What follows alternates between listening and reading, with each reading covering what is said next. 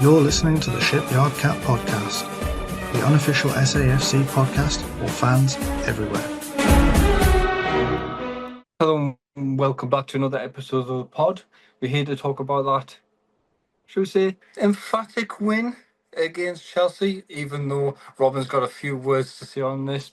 Lovely comment what people have been saying about us in the games we've played so far. But yeah, boys, our prediction was right for a start. For once this season, I got it right.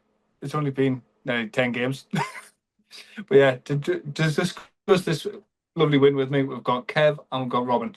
Robin, how are you today after that result, mate? Yeah, I'm buzzing, mate. I mean, what a result. Yeah, I think Kev predicted it as well, though, didn't he? No, Kev predicted 1-0. Oh, I said right. a 1-1 or a smash and grab. I mean, it was Yeah. a smash and grab. Certainly was. But yeah, no, I'm good, mate. I'm good. Excellent. And likewise, we've just heard Kev's voice there. Kev, how are you doing, man? Mate, I am all good. I've taken my vertigo tablets because I do feel a bit dizzy up here. Yeah, second in the table, lads. Who would have had that at any... Exactly. Mate, I wish bookies would give you options for like random bets in the season, because I think if anyone had have put second after 10, well, before 10 games, you'd probably be able to retire right now. Oh, We're second in the table, boys. And I mean, last night, I'll be honest, after our game, I did sort of watch the Liverpool game and I thought, well, they're going to win this. They're going to knock us down to third. Oh, no, Yeah. We're down to third. Brentford beat Liverpool. The reason I throw this in here, lads, and I'll let Adam take back over in a second, is apparently we've played no one relevant. Yeah. I mean, Robin, I believe it was you that tweeted that from the pod. Yeah, I mean, it is. I mean, apparently we haven't played anyone yet. I mean, you got to think, though. I mean, we've just, turned over Chelsea at Stamford Bridge. Not many teams will do that this season. You need that in there as well, the Club World Cup champions. Yeah, I mean, I don't read into that at all, mate. That's a silly little competition, that one, to be honest, I think. But, yeah, they still wear the badge on the shirt to say it, for the next 4 years and that. But in an invitation-only competition, which hasn't got the actual best teams in it, then, yeah, I mean, you take it with a pinch of salt. I mean, yeah, they had to beat teams to get there, but it's not they weren't there on merit in the first place. Yeah. They were there because the owner's American and he's loaded. But, I mean, that's by the by, really, isn't it? But, yeah, beat them. I mean, obviously, we got an away win at Forest as well, which, yeah, Forest haven't started the best, but they're not a bad team. Mm-hmm. They got the third manager in already, but you look at where they finished last season. Yeah. And you got to think, the other teams sort of, West Ham, Wolves, etc., they're down where they are because we beat them as well. Mm-hmm. I mean, that's the thing. I mean, Man United, you look at them, they're sort of like flying at the minute as well. 3 wins on the bounce, including the one against us, and they're up to about 5th or something in the table as well. There's not. So it's not like we haven't played anyone yet. It's just a bit of jealousy, really. And when you look at, we turned over Wolves 2-0. Them lot, they're saying that we haven't played anyone, struggled to beat them 1-0, and then did their usual, squad photo in the changing rooms as if it like, they just won a cup competition. Mm-hmm. Yeah, it's just. But let's not digress on that. Let's concentrate on the important yesterday's result. Well, I mean, Yeah, lads, exactly. can I just also, before Adam goes and starts trying to host again, can we just talk about like the value for money? That's what I was just about to say. Our team, all right, yeah, okay, it's probably worth a little bit more than what we spent in the summer because we have some of them players are probably more valuable now. They're showing how good they are. Our team realistic value is about 200 million. Yeah.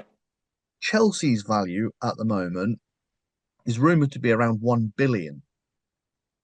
So the Obviously, rumor was not players who yesterday. are worth that, but like half their squad must have made up 500 plus. The rumor yesterday, including bench, 2 billion to spend on that squad, and we've just turned them over.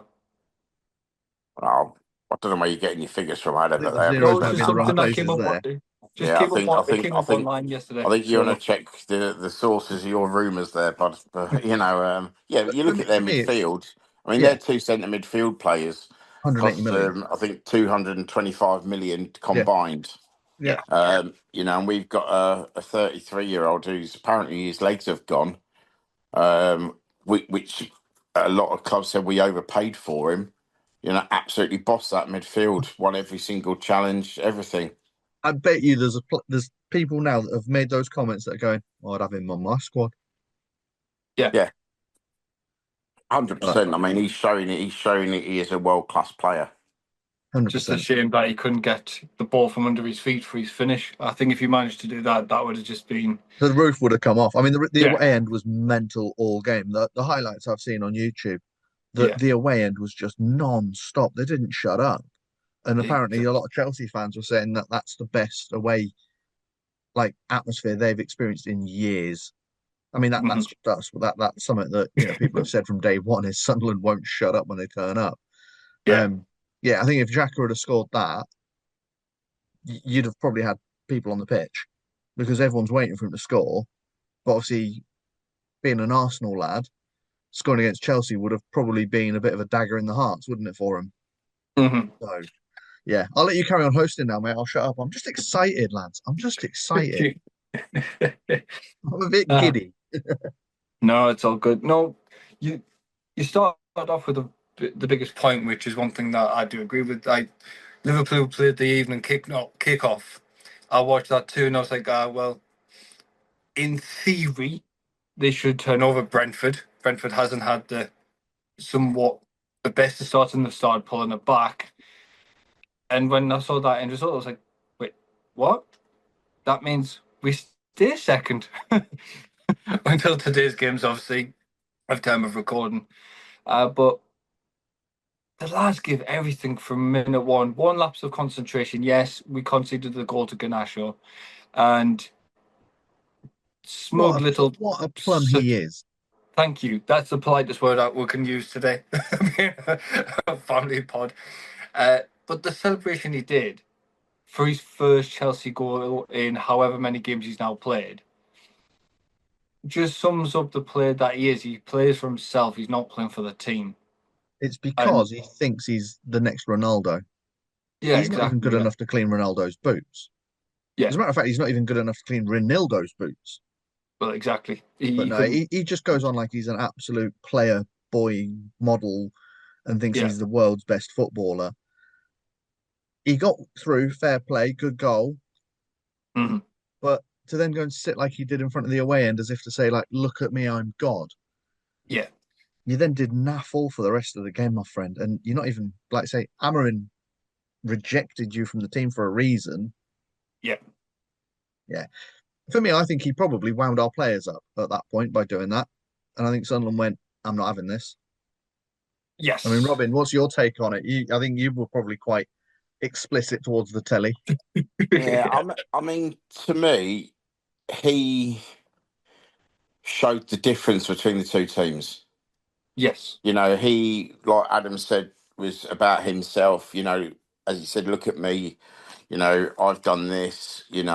And I think it galvanised our lads. And people are commenting that the energy we've got, the way that everyone's playing together and for each other, and the fact we never give in. I mean, you saw the difference in the celebrations of him scoring. And I suppose then they thought we've got an early goal, we're going to go on to score a hatful like they did in midweek against a very poor Ajax team.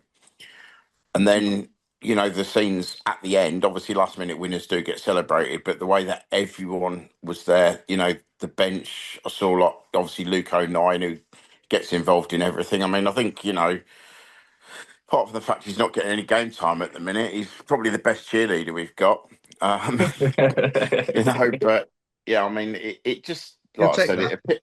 it epitomises the team spirit and the till the end mentality, and the fact that they've got this squad, which a lot of people questioned, bringing in Mhm. 14 players in the summer. That the fact that Regis has managed to turn them into a team so quick and a team that will give everything for each other. and they Yeah. talk about that, and they talk about the impact that the fans have, and with backing like that, Yeah. and like I say, it was non-stop from the first minute. The noise. I mean, Chelsea fans all over socials, as Kev said, never heard anything like that. They were quiet. We made all the noise, Yeah. and it just spurs the lads on. Quickly, while it's still in my head, I want to point out as well that everyone's saying, "Oh, what happens in January when the Africa Cup of Nations comes?" I mean, out that starting 11, it was only Ronaldo and Siddiqui, Traore there, so 3 of the 11 that we'd be without. Yeah. And then on the bench, Taubi came on, who is going to go, and then Masuaku, who didn't play. So people thinking that when January comes around, we're going to start struggling because we're going to lose a lot of players. I don't think it's going to impact as much as what people are thinking. Plus, as well, we've got lads which are coming through, which are going to get game time, like Rig. He's starting to think Danny will get his opportunity. Mundle's due back. Mundle's due back imminently, which is a great thing. I mean, I don't think it's just doom and gloom as what people are going to think, and especially the position that we're in now. And Yeah. like you say, I mean, Brentford beating Liverpool, which must remind people this is the same Brentford team that we beat. Yep. But we haven't played anyone. Yeah, just a very bizarre one when people are coming out with that kind of It's the stuff. easy narrative, mate. That's what it is. Exactly. Yeah. It's they can't people can't look at the table and go, well, fair play. Do you remember the first season we went up from League One? Yeah. We had that moment of madness where we finished in the playoffs. Yes, okay, we didn't succeed. We went obviously out against Luton, but I think it's the same thing. I think people Yeah. have genuinely looked at it and gone, nah, can't be real. They haven't played anyone hard yet. But you look at the games we've played. As I said to a Newcastle friend of mine, I know, weird sentence that, right? Um, the reason teams are below us is Yeah. because we're beating them. Wolves are in trouble. West Ham are in trouble. Forest are in trouble. I think Forest will be all right now they've brought Deitch in, and I think genuinely they will slowly start to nibble up the table and pull the likes of Burnley, Fulham back down there. Yeah.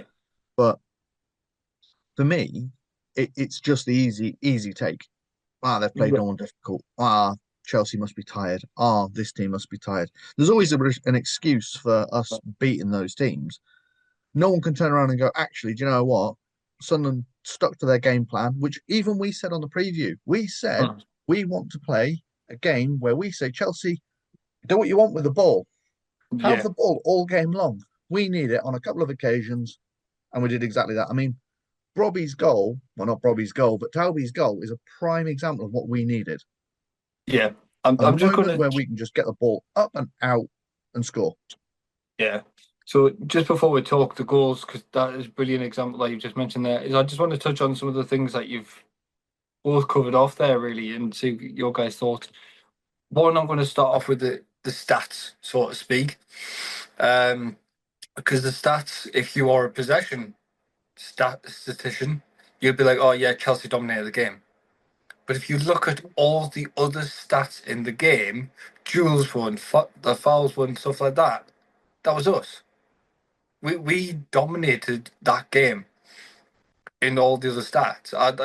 Me personally, I don't like doing stats. I know you do, Kev. To an extent, I Yeah, but do, for but me, it was more the way we played. We allowed Chelsea to play their style of game, and then we played our game, and it didn't. They didn't like it, if that makes sense.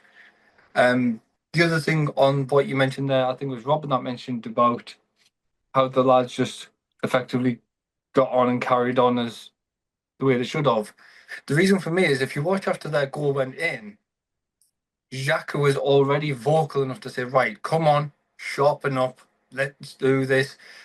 And he's clearly got the memo off Regis to say, Regis, don't worry, I've got this as the club captain. I'll tell them what they need. You shout the order still, but I'll explain it, what you mean, so to speak, to them better because I'm on the pitch.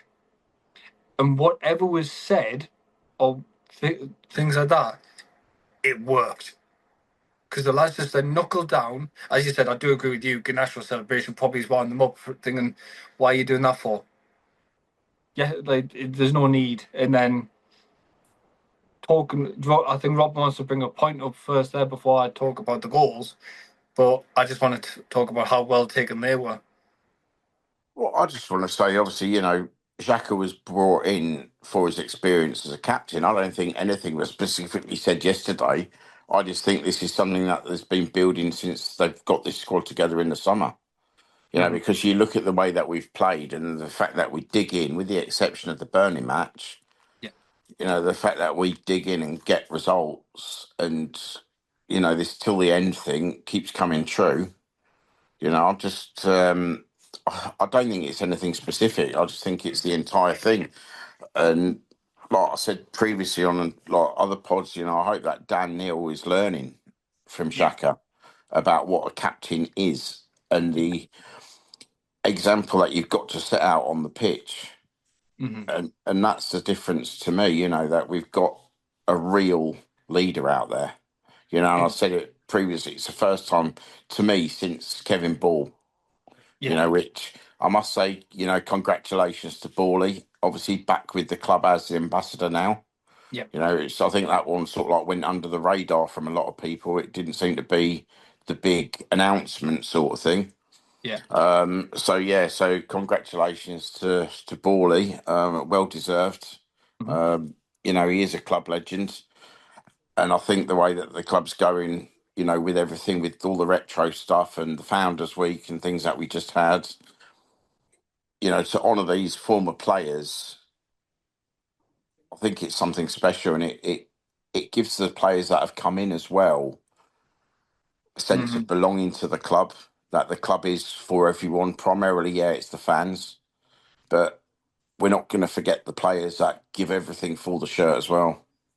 Exactly so, mate. You've hit the nail on the head there to summarise pretty much that bit there. Let's talk the goals then.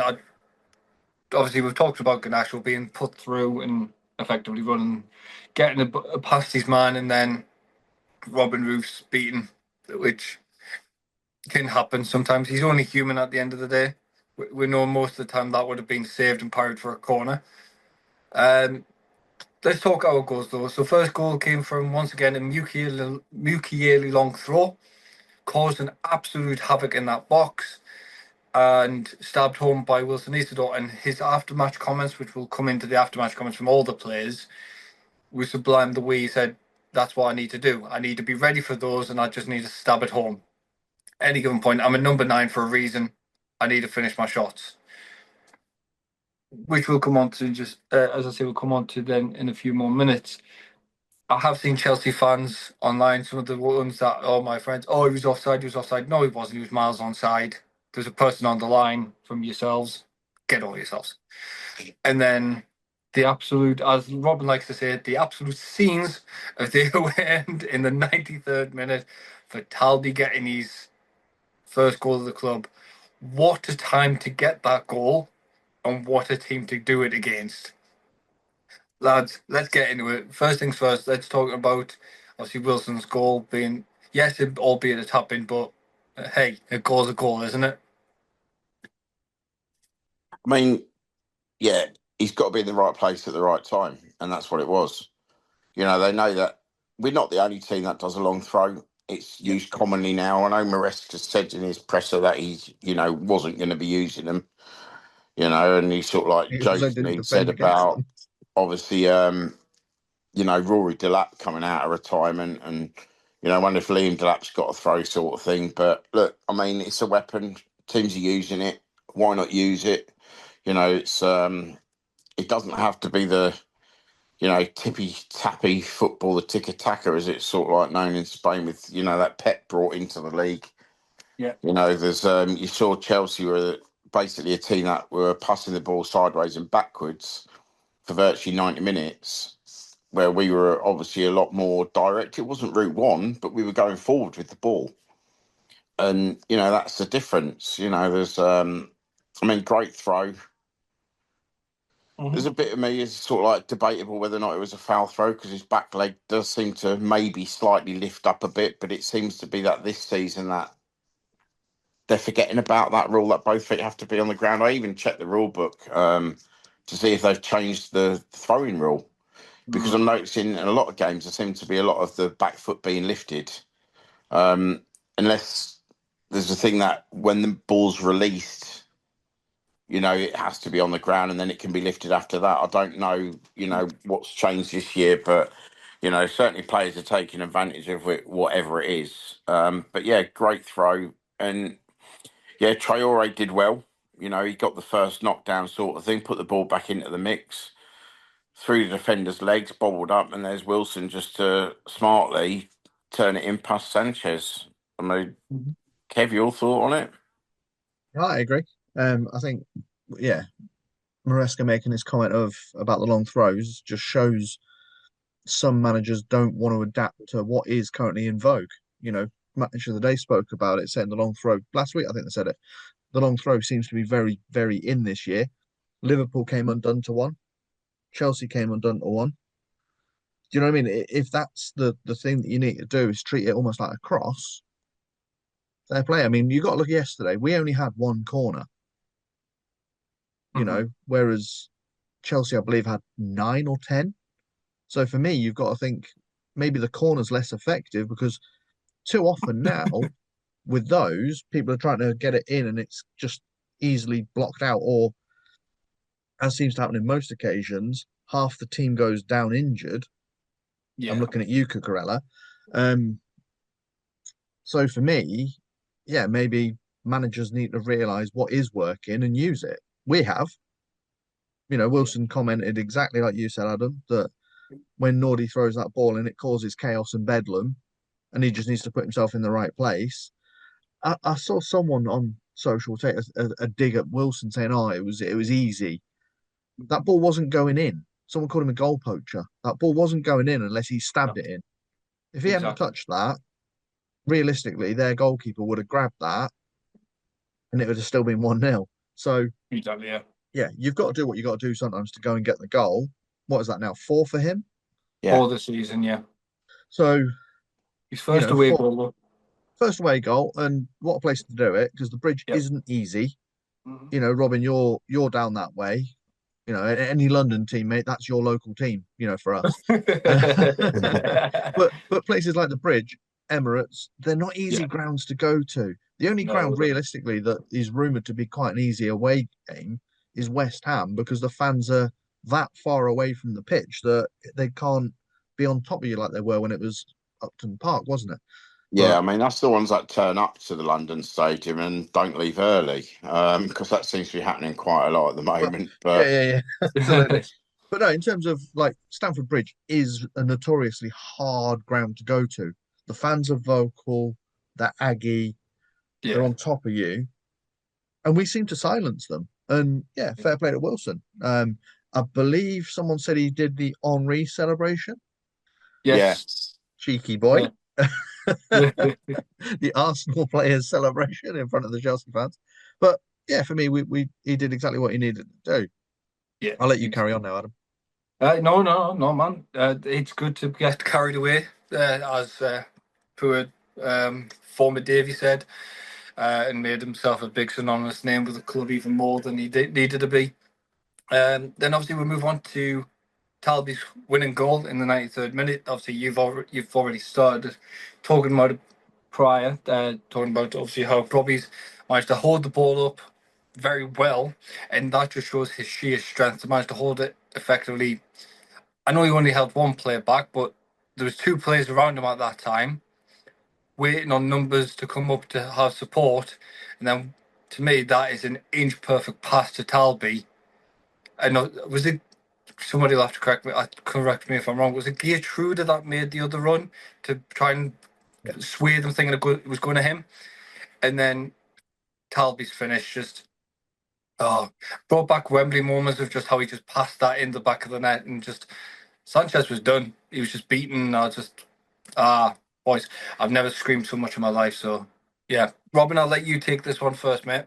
Well, so I'm sure you have screamed so much, mate. I saw that spider in your room the other week, and you were like a little girl. But no, it was a butterfly. That's why.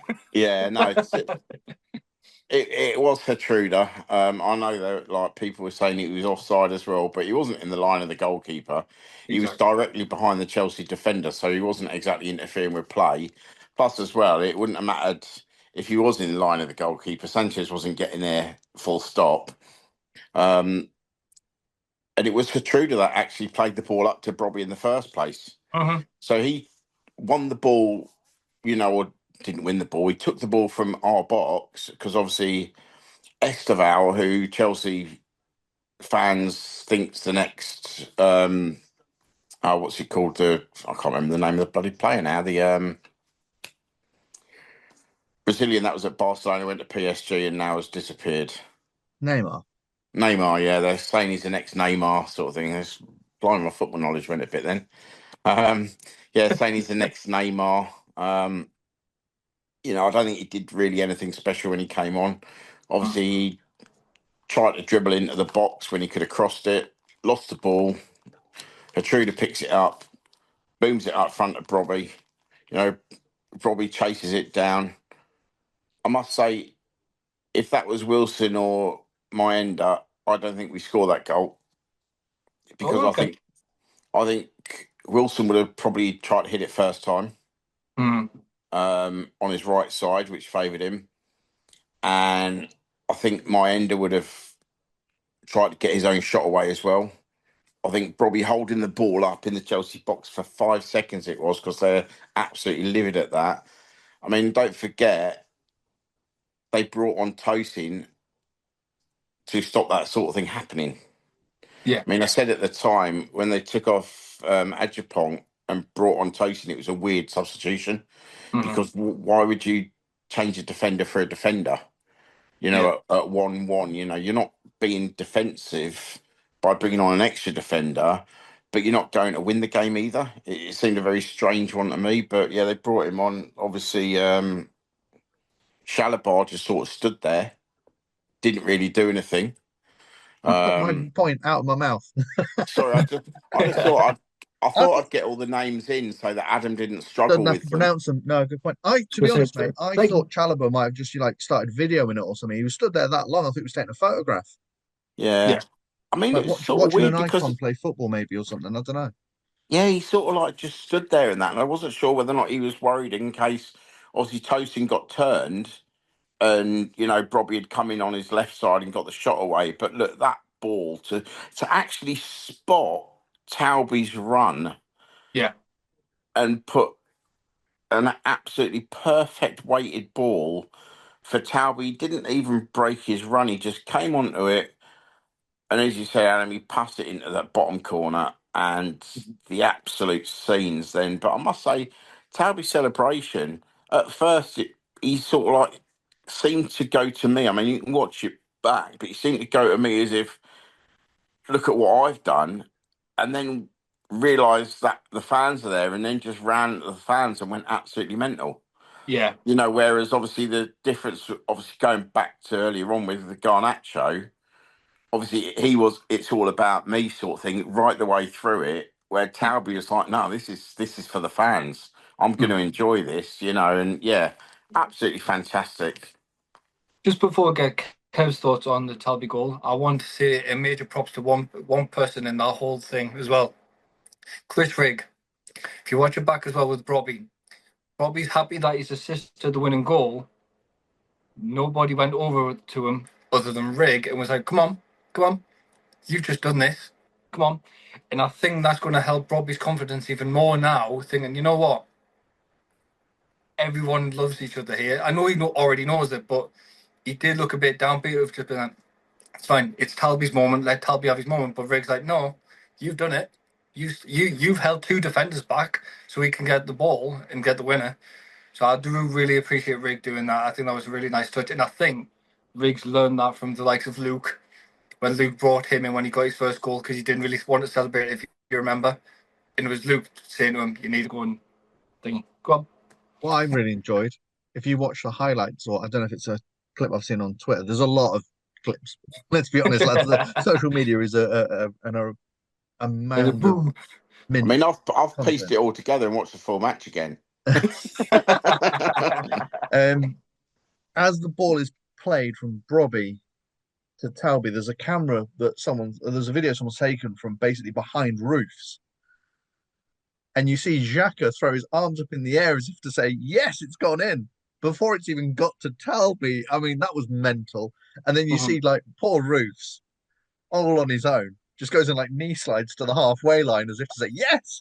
It's like, yeah, the whole team just seemed to enjoy that goal together. And yeah, I agree with you. Seeing Riggy then go, actually, Robbie needs some props, and goes and kind of, like you say, gives them a high five at the penalty spot, and then they make their way towards the absolute carnage in the away end. But yeah, to be honest, lads, I woke up this morning and sort of went, did that really happen? The other thing with Bobby as well during that celebration is because obviously he knows about players like that have been subbed off, interfering with the play of the game as well, so like that as well. You could see on that replay as well. He patted Enzo on the back saying, yeah, it's a good goal. Get off the pitch. Like, you don't want to be here because obviously you'll get into trouble and stuff like that. You're already on a yellow. Get off. Which I do appreciate. But ultimately, lads. Well, sorry, Robin? Yeah, just one more thing before we sort of like wrap it up and that, because I know obviously, we're getting close on time and that, but I want to point out as well that both Brobby and Talby have come in for a bit of pelters online, saying they're not good enough. They should be nowhere near the team. And I just think people or fans are too quick to judge players too early. Yep. We've got to give these lads an opportunity. I mean, Talby's 20 years old. He's got Champions League experience. Robbie's literally just come in the team. He didn't have a pre-season as such. He didn't have the best of times last year. So rather than get on these lads' back straight away because they don't perform fantastic the first couple of games, let's give them an opportunity to settle down, learn the way we play, learn the teammates, and we'll go from there. Exactly. Nicely put there, Robin. Nicely put. The last thing I'm going to touch on before we just completely wrap it all up there is as I said, the post-match comments afterwards. The best highlight for me will be Wilson and Talby getting asked to know where we are in the league position after that result. Wilson trying to work it out in his head. You could see the cogs working straight away. And Talby was just like, we're not trying to think about that. We just want to carry on playing our game, playing our football, which I think is a really smart answer. But then you've got the little inner kid of Wilson being like, well, we had 14 points. We now have 17. Fourth? And they're like, no, a second. Oh, it was just a light bulb moment going, right, we need to kick on a bit more now. We want top. But I think that's Talby through and through, though, isn't it? He very much says, well, that's good, but it's not I think he says something like, it's not the last game yet. We need to keep going. It's like, it's only one game. There's more games to come, which I really respect for the maturity of a 20-year-old. Instead of getting all giddy and excited and carried away, going, oh, get in with second, go to the next game. You've got that buzz and the confidence, but there's such thing as, we already know, boys, we've said it time and time again, there's such thing as overconfidence. You don't want to go into a game overconfident, stuff like that. But I think that summarizes everything nicely and perfectly. Unless I've missed anything, Robin, I do appreciate you joining me, man.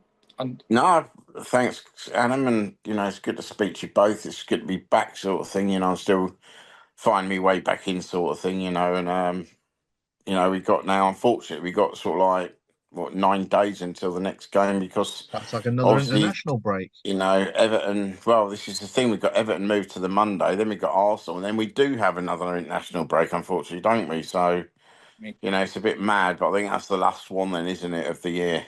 It is, yeah. No, it is going to be an interesting one, because we will be catching up again for the Everton game, because it is going to be another tough task. Kev, I do appreciate you joining me as well. My absolute pleasure. The only thing I want to throw in here is, if any Sunderland fans want an absolute ball of a laugh, go on YouTube, have a look at TalkSport's YouTube, because, oh my word, they've had Jason Cundy's life.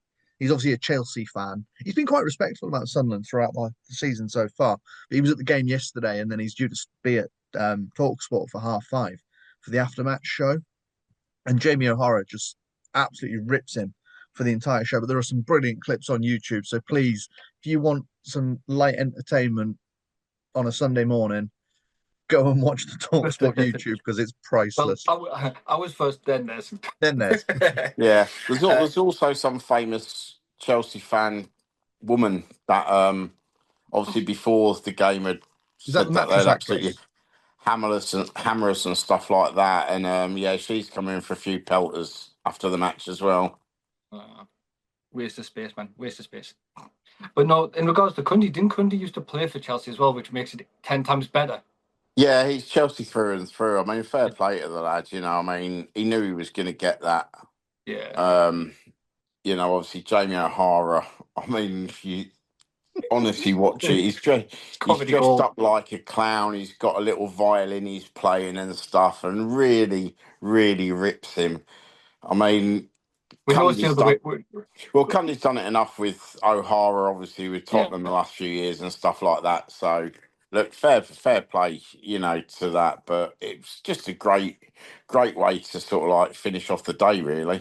Yeah, definitely. Thing is, though, we know Cundy's honest, and he will say, once it's all died down, he will be honest about the game, and he will say, more than likely, we were the better team. We know what he's like. He does say it as it is.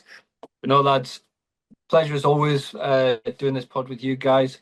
Everyone listening, thank you very much. I know there was a bit of a demand to try and get this out as soon as the game had finished. Why we woke Adam up early. But you guys have, yeah, exactly. I've been up since the crack of dawn. It's ridiculous. I need bed. But now, lads, it's always a blast. Thank you again. As ever, we'll see you on the next one.